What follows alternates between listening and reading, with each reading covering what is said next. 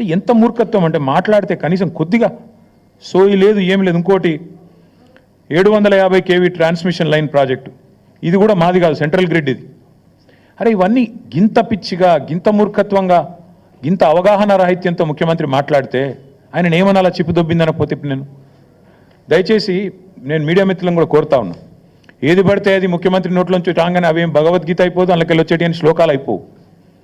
ఆయన మాట్లాడే దానిలో కూడా సరుకుందా, సబ్జెక్ట్ ఉందా, లేదా అంతా బబరాజమానం భజగోవిందమా అడగాలి కదా. మనం కూడా అక్కడ కూర్చున్న వాళ్ళం ఎదురుగా జర్నలిస్టులుగా డెఫినెట్గా ఆయన నిలదీయాలి. అది కేంద్ర ప్రభుత్వ ప్రాజెక్టు కదా సార్, నువ్వు ఎందుకు పిచ్చి పిచ్చిగా మాట్లాడుతున్నావు అని ఒక్కరని అడగాలి కదా. అయితే ఇంకా ఆశ్చర్యం, ఇంకా చాలా ఆయన మాట్లాడుతూ ఉంటే డ్రై పోర్టు కూడా కేంద్ర రాష్ట్ర ప్రభుత్వాల సంయుక్త ఆధ్వర్యంలో చేసేది, దానికి కూడా కేంద్ర ప్రభుత్వం అనుమతి ఇవ్వాలి.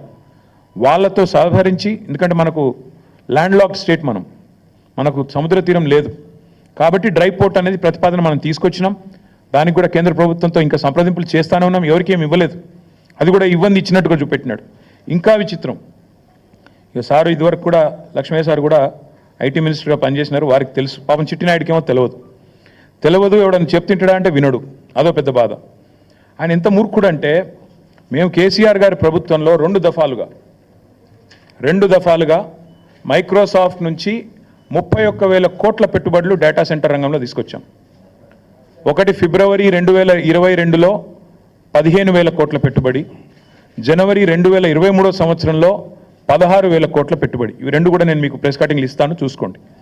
మేము ఓపెన్గా బాధాప్తా మైక్రోసాఫ్ట్ పెద్దలు సత్యనాదెల్ల గారి నుంచి మొదలు పెడితే వాళ్ళ వివిధ అధికారులను కలిసి ఒప్పించి మెప్పించి హైదరాబాద్లో ఉండే సానుకూల పరిస్థితులు వివరించి, ఇక్కడి ప్రభుత్వం యొక్క మంచి విధానాలు వివరించి మొత్తం 31,000 కోట్ల పెట్టుబడి మైక్రోసాఫ్ట్ డేటా సెంటర్లు, వాటికి మేము సాధించాం. ఈ ముఖ్యమంత్రి గారి పరిజ్ఞానం ఎంత అంటే, వీటిని నిన్న ఆయన విడుదల చేసిన దానిలో మైక్రోసాఫ్ట్ డేటా సెంటర్లో ఆయన ఏం విడుదల చేసిండు నిన్న లిస్టులో? Adani data centre. ఇక ముఖ్యమంత్రి గారు ఎట్లాంటి వాడంటే, ఈయన పాపం ఈయనకు తెలియదు, ఇదివరకు కూడా ఒకసారి ఇట్లే మాట్లాడిండు. సత్యనాదెల్లా అని ఉన్నాడు, ఆయన ఎవరా విప్రో సీఈఓనా అని మాట్లాడిండు. ఇప్పుడు కూడా గంతే. మైక్రోసాఫ్ట్ డేటా సెంటర్ పెట్టుబడిని ఆనాడు కేసీఆర్ ప్రభుత్వం 31,000 కోట్లు సాధిస్తే అవగాహన లేకుండా, ఇప్పుడు మాట్లాడేటప్పుడు కనీసం అధికారులు చెప్పేదన్న వినాలి కదా. నువ్వు ముఖ్యమంత్రివి, నువ్వు తప్పు మాట్లాడితే రాష్ట్ర గౌరవం మంటగలుస్తుంది. ఏది పడితే అది మాట్లాడడం అనేది ఆయనకు మంచిది కాదు. ఇప్పుడైనా సవరించుకో అని చెప్తా ఉన్నా చిట్టినాయుడు గారికి, ఇప్పుడైనా సవరించుకోండి. 31,000 కోట్ల పెట్టుబడి రాష్ట్రానికి వచ్చింది, నా జేబులకు పోలే, కేసీఆర్ గారి జేబులకు పోలే, రాష్ట్రానికి వచ్చింది. రాష్ట్ర సంపద పెంచే అంశం, రాష్ట్రానికి మంచి జరిగే అంశం. దీనివల్ల మైక్రోసాఫ్ట్ వచ్చిందంటే తర్వాత అమెజాన్ వచ్చింది, అది ఇంకా 36,000 కోట్ల పెట్టుబడి, $4.7 బిలియన్ పెట్టుబడి. ఇవి రెండు మా ప్రభుత్వంలో అత్యధిక FDI, మేము తీసుకొచ్చిన అత్యధిక ఫారెన్ డైరెక్ట్ ఇన్వెస్ట్మెంట్. ఇగో ఈ రెండు, అమెజాన్ అండ్ మైక్రోసాఫ్ట్. ఒకటి 31,000 కోట్లు, ఇంకోటి 36,300 కోట్లు. ఈ రెండు కలిపితేనే 67,000 కోట్లు. అంటే ఇది మా ప్రభుత్వం సాధించిన ప్రగతి. ఇక మీరు ఇంకేదో చూపెట్టిండు, ఏదో దొరకబట్టినట్టు ఈ ఫోటో చూపెట్టిండు. నేను అదానిని కలిసిన, బరాబర్ కలిసిన. ఎడబెట్టిన నేను కలిసిన ట్విట్టర్లో నా అఫీషియల్ అకౌంట్లోనే పెట్టిన. నేను దాచుకున్నాను. నీ లెక్క 4 గంటలు రహస్య సమావేశాలు చేసినా, లేకపోతే చీకట్లో పోయి కోయిన రోడ్ల కాళ్ళు పట్టుకున్నాను. బరాబర్ దావోస్లో కలిసినాం. తర్వాత ఏం చేసినాం, ఒక ప్రపోజల్ ఇచ్చిండు, యోగి ఈ పని చేసినాం మేము. KCR rejects Adanis offer. మేము నీ లెక్క మాకు ఏం చేసినా బాజాప్తా చేసినాం తప్ప బేజాప్తా చేసే కర్మ మాకు లేదు. అదానీని మేము ఎన్నడూ ఎంకరేజ్ చేయలే.